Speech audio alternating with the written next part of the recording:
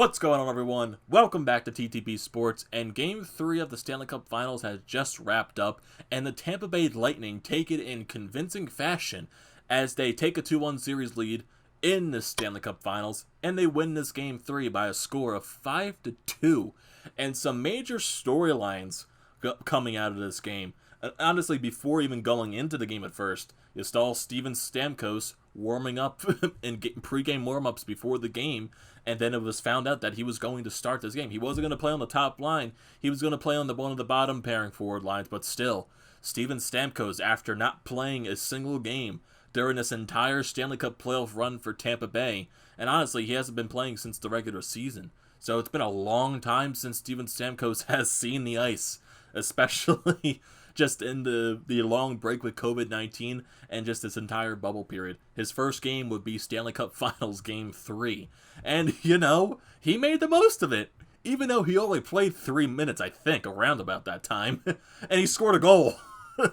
So, I guess he's fine with that. I guess he wished he could have played more in this game. But, hey, he scored a goal. I guess that's the very bright side right there for Steven Stamkos. And that's just a nice moment right there for a guy not to be playing for so long. He gets a goal. And he does it in very convincing fashion. It was a very nice snipe, too, right there by Steven Stamkos to make it a 2-0 lead for Tampa Bay. But, hey, that was a great story right there of him being injured for so long, not being able to play in any Stanley Cup game. And then he comes back for Game 3 and he scores a goal, even though he only plays 3 minutes. It's a great story nonetheless. And if you're talking about the terms of the game itself, if you go period by period, first game was all about the shifting of momentum. Tampa Bay came out hot. They scored 2 goals. Then Dallas, they score shorthanded. They get all the momentum going towards the end of the period, but then Tampa Bay gets some more momentum going towards the second. They carry that throughout the entire second period, and that's the other storyline. The second period was all Tampa Bay. All Tampa Bay, and they score 3 goals in that second period, and they force, in the third period, Anton Khudobin gets pulled, and he doesn't play the entire third period. Honestly, with that move right there by Dallas, it's just, okay, we're getting blown out at this point. Pull Khudobin, rest him up for Game 4. And that's going to be an interesting Game 4 right there. It's going to be a back-to-back 2 with Game 5, Friday and Saturday. And for the storyline for the third period as well, very rough, very scrappy. There were so many penalties taken in this period.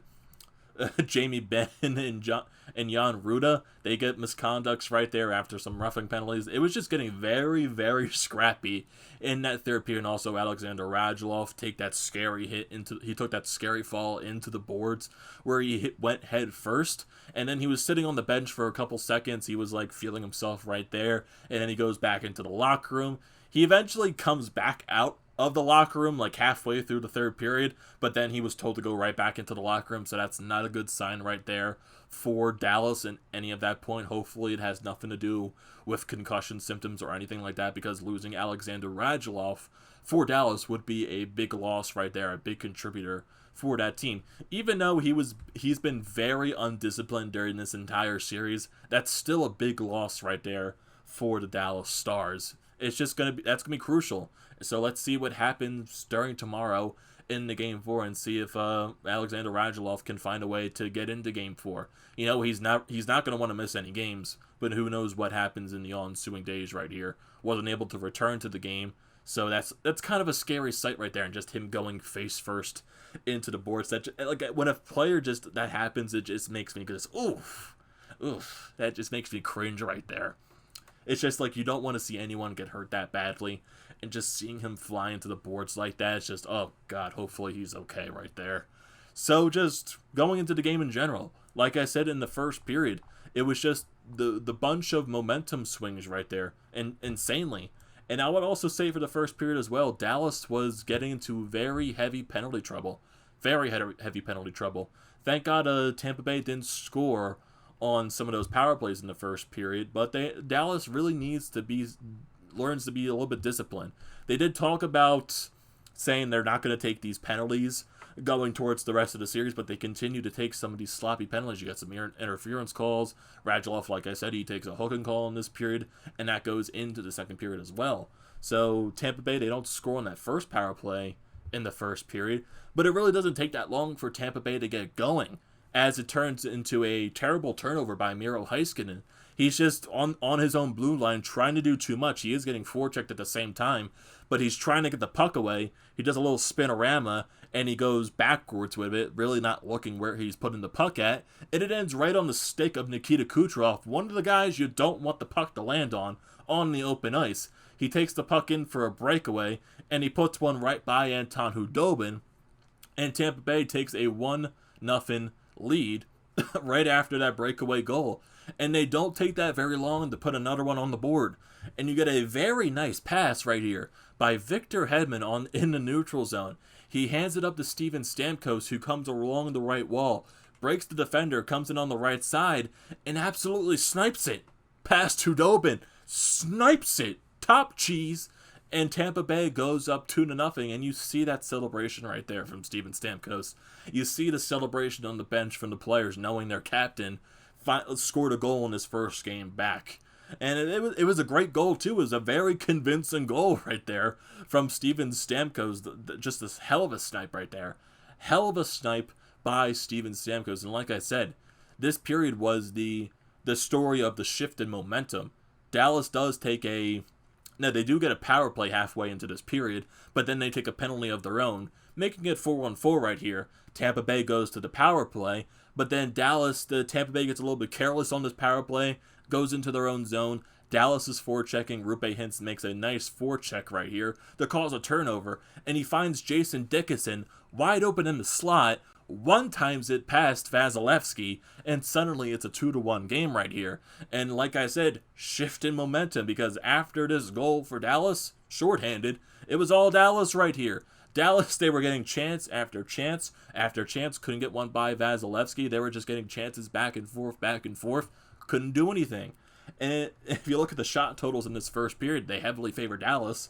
Dallas had 16 shots to Tampa Bay's 8 in total. I read my own handwriting wrong right there. So definitely, like I said, major shift in momentum. And then once Dallas started to die down a little bit, they started to take more of their penalties.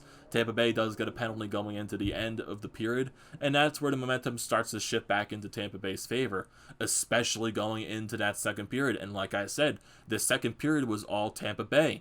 And early on, right off the get-go, on this power play, it's Victor Hedman, shot from the point, goes by Khudobin, and it's a 3-1 Tampa Bay lead.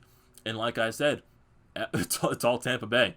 It's all Tampa Bay at this point. They're getting chances left and right. The shot totals favor them especially. 21 shots in this period for Tampa Bay, only 4 shots for Dallas. Dallas didn't get a shot, their first shot of this period, till halfway through. Halfway through this period, Dallas did not record one single shot. So that basically describes how much of one-sided it was during this entire second period. And then halfway into this period, like I said, Dallas is not getting any shots, and it just turns into a terrible line change right here, halfway into this period.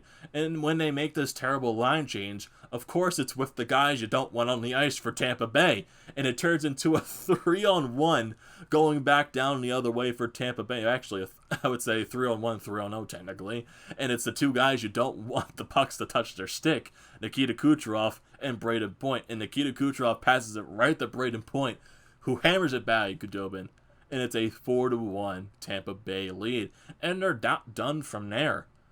Tampa Bay, they make it 5-1. It's a little bit of a net mouth scramble in the Dallas zone. Another turnover right here, and it turns and goes right in front of Khudobin, and it's Andre Palat finding the loose puck, and he makes it a 5-1 Tampa Bay lead. And that assist comes from Point and Shattenkirk on that goal right there. So like I said, just all Tampa Bay. This entire second period, they make it 5-1. You go into the second intermission, you're up 5-1, and for Dallas' side, they decide to pull Anton Khudobin right here. And basically, like what I said earlier, you're getting crushed at this point in goals. Basically, you take the goaltender out, rest him up for game 4, so he doesn't lose his confidence right there. And also maybe a wake-up call for the rest of your team. And like I said, in this third period, it became really, really scrappy. Just lots and lots of roughness, hard, heavy hitting. And like I said, during this period, that's Alexander Radulov. He's trying to go after Coleman, who's making a push to the net. And it kind of looked like on the play, He might have was trying to go for a headshot. He missed, and that's where he ended up falling headfirst into the board. So still a scary situation right there. Like I said, leaves the game. He does come back onto the bench, but he gets told to go right back into the locker room. So scary situation right there on the hands of Dallas. But Dallas, they do end up making it a 3-goal game as Miro Heiskanen finds a way to put the puck into the net, and it becomes a 5-2 Tampa Bay lead. Dallas, they start to get a little bit of momentum going either way, but honestly, the way it was this entire period, just heavy hitting, hard forechecking, and just not much going for either side. And if in the shot totals favor that section right there, because Tampa Bay only had 3 shots in this period, and Dallas only had 4 shots. And Dallas later in this period, I think with around like 6 minutes left, they had a power play, and the broadcast was talking about, hey, maybe the Dallas pulls their goaltender right here. Maybe to get the extra attacker on just to try to make this a 2-goal game right here. And Dallas on this power play can't get anything going. They can't enter the zone. Tampa Bay playing perfectly sound defensive hockey right there, especially on the penalty kill. So it's basically that was the description going for the rest of the game. Both sides really couldn't do anything, and it was especially getting hard hitting, especially during that end way of the third period. You see Pavelski taking a hit right there, Corey Perry going after some guys, and it's Dallas basically stating at this point, they're making a statement saying, hey, you got us in this game, be ready for game 4, because we're going to come out hard. That's the statement right there. Okay, you got us here for the past few games, be ready for game 4. We're going to come at you. That's the statement put right there from Dallas. Because right now that's frustration right there, because they got outplayed in this game by a heavy margin. And I would say for game 2, I would say throughout the rest of the game, they were the better team in game 2. Tampa Bay, they just had a much better first period, and that's why they got up to such that early lead and managed to hold it throughout the rest of the game. In this game, Dallas was just completely outplayed on every aspect of the ice, except for that few stages in the first period, where they did have the shift of momentum going in their favor. They just couldn't find a way to put the puck into the back of the net. And especially, I remember Joe Pavelski, I think it was in the third period, and he had this wide open net at a beautiful pass set up right to him, back door, and he can't find a way to put the stick onto the puck, and he can't bury it past Vasilevsky. That could have been a huge difference right there. That could have been a huge momentum shift for Dallas. But the puck doesn't go into the net. It doesn't find the stick of Pavelski. And we're looking at a final right here of 5-2 for Tampa Bay, and they take a 2-1 series lead going into game 4. So major question marks right here going into this game for Dallas. Anton Khudobin, is he going to play much? Even though I would say really not his fault in this game. Dallas just left him out a little bit to drive too much, especially like on a turnover right there by Heiskanen. Those net mouth scrambles and some goals where he just couldn't see the puck coming at all. So I really don't blame this game on Khudobin. It's just that his team left him out to dry a little bit right there. So is he going to come better not better prepared, but is he going to come out with a fire in his eyes for game 4 on Friday? And the same thing for Dallas. After this hard-hitting end of the third period, is that statement going to come into Game 4? Are you going to come out heavy checking? Are you going to come out with an insane forecheck? Are you going to give it to Tampa Bay early on in Game 4 and put the pressure right on them? And I would say also for Dallas, penalties. You got to stop taking so many penalties. And Tampa Bay, they're also giving you power plays as well. You got to find a way to score on your power plays. I said that for Tampa Bay in Game 1, where they couldn't score on their power plays. But Tampa Bay in the past few games, they've managed to score on some of their power plays right here. I think in this game in total, they went 1 for 4 on their power plays. And that one goal definitely was a difference right there, scoring on that power play. Even though Tampa Bay scored 4 other goals, that one power play goal at the start of the second period definitely was a major momentum shifter for that entire period right there. So it's going to be a major key right there for Dallas to stay disciplined. Stop getting frustrated and stop letting them frustrate you. Try to play to your own game. In Tampa Bay, for right now, keep doing what you're doing. Keep doing what you're doing. You're completely outplaying Dallas on every aspect right now. You're getting into their heads, and you're scoring at will. Your top guys are scoring right now. Kucherov, Point, Hedman, Palat chipping in with a couple of goals. Hell, even Stamkos chipping in with a goal, even though he only played 3 minutes in this game. Those top guys right now for Tampa Bay are showing up. They are. And maybe that's another key for Dallas right now. They kind of need their top guys to show up. Jamie Benn, Tyler Seguin, Radulov if he does play in Game 4. Those top guys, they need to score because it's been more of the bottom pairing guys right now and more of the depth guys for Dallas that has been scoring. Dickinson scoring. Heiskanen, even though he's been a beast his entire playoffs. You kind of need right now Jamie Benn, Tyler Seguin, Alexander Radulov to step up right here. Because they desperately need to right here. And trust me, like I said, I'm a Flyers fan. I know when top guys don't step up. Claude Giroux, Travis Konechny, Sean Couturier. The list can go on and on. I can read it like a book at this point. So I would say that's a major key for Dallas right there. Major keys going into Game 4. And like I said, Tampa Bay, just keep doing what you're doing. Keep your game going right there. Continue to get in their heads and continue to frustrate them and score at will. Continue to do what you're doing. So Game 4 is going to be Friday night, and it's going to be right with a back-to-back on Saturday for Game 5. So I know people are questioning right now with why is the Stanley Cup Finals having a back-to-back right here, and I'm looking at it this way.